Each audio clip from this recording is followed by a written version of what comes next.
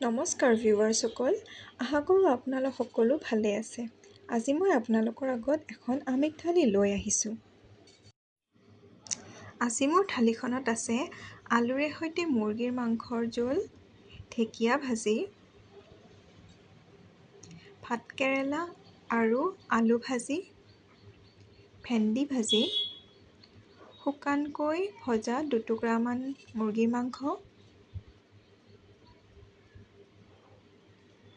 কেইটুকুৰামান কেঁচা তিয়ঁহ, গোলকৈ কাটি লোৱা পিঁয়াজ, লগতে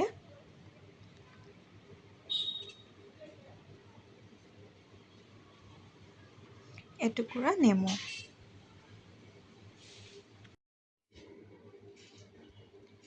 এয়াই হৈছে আজি মোৰ দুপৰীয়াৰ থালিখন।